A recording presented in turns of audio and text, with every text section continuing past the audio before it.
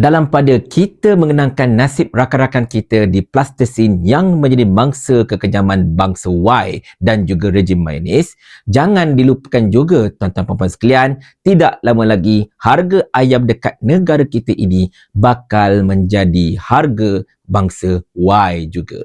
Dan mungkin benda ini anda terlepas pandang, saya tidak akan izinkan untuk anda terlepas pandang. Kita akan kaji perkara ini sekarang. Kita intro dulu. La la la la la la la la. Assalamualaikum warahmatullahi. Video ini saya rakamkan pada 30 hari bulan Oktober 2023 jam 2 petang. Tuan-tuan dan puan-puan sekalian, seperti mana yang anda tahu, baru-baru ini dalam Pembentangan Belanjawan 2024, Perdana Menteri telah mengumumkan subsidi secara pukal untuk ayam dan juga telur bakal ditamatkan tidak lama lagi dan harga untuk kedua-dua komoditi tersebut akan diapungkan mengikut harga pasaran. Dan ini ialah pengumuman daripada Menteri Keterjaminan Makanan Datuk Seri Mohamad Sabu berkenaan dengan harga ayam. Kerajaan telah bersetuju agar subsidi dan kawalan harga bagi ayam sahaja yang akan ditamatkan sepenuhnya bermula 1 November 2023. Subsidi serta kawalan harga bagi telur ayam grade A, B dan C akan diteruskan menggunakan mekanisme sedia ada. Rasional penamatan subsidi secara pukal bagi ayam adalah untuk mengurangkan ketirisan subsidi di mana pada ketika ini ianya turut dinikmati oleh warga asing dan golongan berpendapatan tinggi. Penamatan subsidi ayam ini telah mengambil kira situasi dan tren semasa bekalan serta harga ladang dan kos pengeluaran ayam telah mulai stabil, yang menyumbang kepada harga pasaran semasa kini berada di bawah harga shilling. Dalam hal ini, kerajaan akan memastikan harga jualan bagi ayam yang akan diapungkan terus berada pada kadar yang munasabah. Nampaknya tuan-tuan dan puan-puan sekalian, harga ayam bakal diapungkan bermula besok masalahnya. Dan apakah yang akan berlaku bila harga ayam ini diapungkan? Kalau ikut dakwa Mat Sabu, ini akan memastikan harga ayam itu akan jadi lebih rendah sebab dia kata antara rasional harga ayam itu diapungkan ialah sekarang ini bekalan telah pun stabil dan harga dapat dijual pada bawah harga siling. Di sini saya nak beritahu kesilapan kita semua, terutamanya para menteri berkenaan dengan istilah harga siling. Harga siling itu maksudnya apa? Harga siling itu maksudnya harga maksimum. Bermaksud, kalau satu-satu komoditi itu mencapai harga yang begitu mahal, melampaui harga siling, maka harga yang patut dijual tidaklah pada harga yang sebenar, tetapi pada harga siling yang jauh lebih rendah. Harga siling itu bukanlah bermaksud harga itu harga mati. Harga mati ini maksudnya ialah apa-apa harga sekalipun dekat pasaran kena jual pada harga itu sahaja. Seandainya kalau harga siling ayam pada ketika ini ialah RM9.40 dan juga harga pasaran ayam ialah RM7 saja, maka sebenarnya by right kedai-kedai dan juga mana-mana tempat akan jual harga ayam itu pada kadar RM7 sekilogram, bukannya RM9.40 sebab harga pasaran adalah jauh lebih rendah berbanding dengan harga siling. Tetapi apa yang berlaku, mereka beranggapan harga siling ini adalah harga wajib jual. Dan inilah kesilapan yang tidak sepatutnya dilakukan oleh seorang menteri. Seorang menteri kena faham apakah maksud harga siling.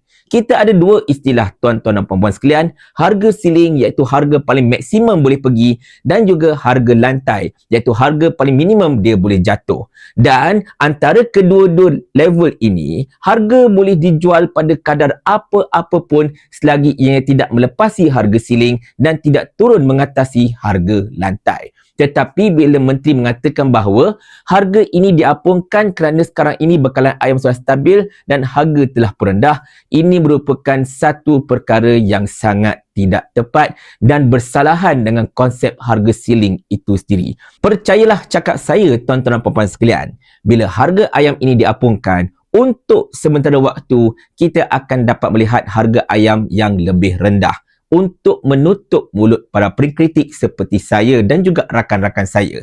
Tetapi percayalah, bermula tahun depan, terutamanya kalau tiba-tiba saja konflik dekat Timur Tengah itu memuncak, na'udzubillah, harga ayam akan menjadi sangat-sangat why, dan masa itu kita tak boleh nak buat apa-apa lagi dah, dan harga itu akan terus mencanak sampailah menjelang musim perayaan. Kita ambil satu contoh mudah, katalah menjelang Hari Raya Aidilfitri. Pada ketika itu harga ayam telah pun mencecah RM15 untuk 1 kilogram.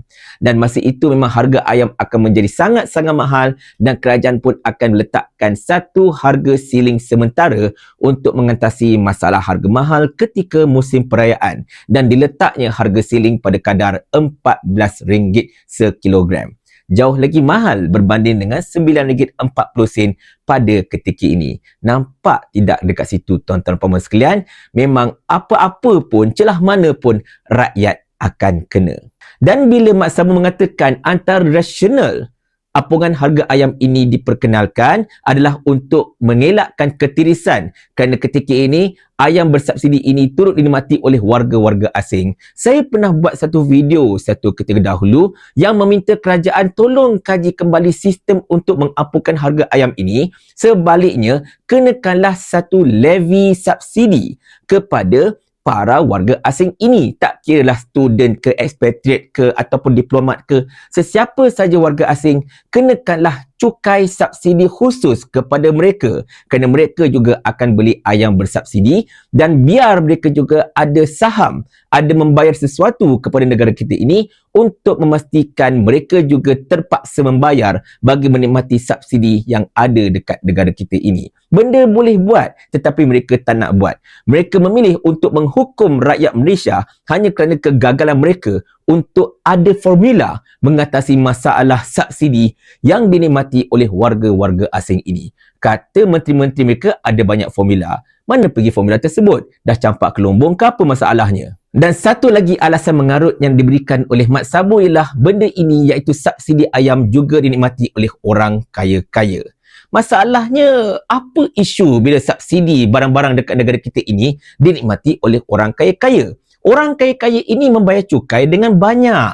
Mereka membayar cukai itu, cukai ini dan macam-macam lagi bayaran.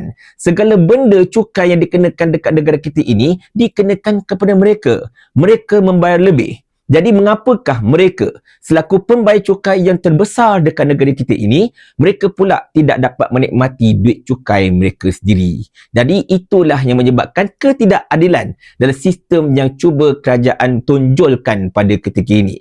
Jangan terkejut sekiranya kalau orang-orang kaya dekat Malaysia ini tidak lagi mahu untuk menyimpan duit mereka dekat dalam negara. Sebaliknya mereka selesa untuk simpan dekat luar negara yang sudah pasti menawarkan kadar faedah yang lebih tinggi, dan ini akan menyebabkan kerajaan tidak lagi dapat mengetik cukai daripada mereka secara keseluruhan. Masa itu siapa yang rugi? Negara juga yang akan mengalami kerugian, kurang pendapatan. Bila negara kurang pendapatan, rakyat juga akan kena. Jadi tuan-tuan dan puan-puan sekalian, inilah sedikit berkenaan dengan cerita subsidi ayam yang bakal dihapuskan secara pukal bermula 1 November ini. Dan ini merupakan satu berita malang untuk kita rakyat Malaysia dan kita harapkan kerajaan tolong kaji baliklah. Benda tidak terlambat untuk U-turn. Buatlah benda yang lebih patut. Macam saya katakan, kenakanlah levy subsidi kepada warga asing dan pastikan rakyat terus dapat menikmati subsidi dan juga harga siling yang seperti mana sepatutnya mereka nikmati selaku rakyat Malaysia. Tetapi nak buat macam mana, mereka ini mungkin kekurangan formula dan mungkin mereka sudah tidak ada idea sebenarnya. Dan untuk mereka ini yang tidak habis-habis berformula untuk menyusahkan rakyat, saya cuma ada satu soalan yang nak ditanyakan pada mereka. Mau tak tuan hamba kalau hamba kirimkan ke akhirat?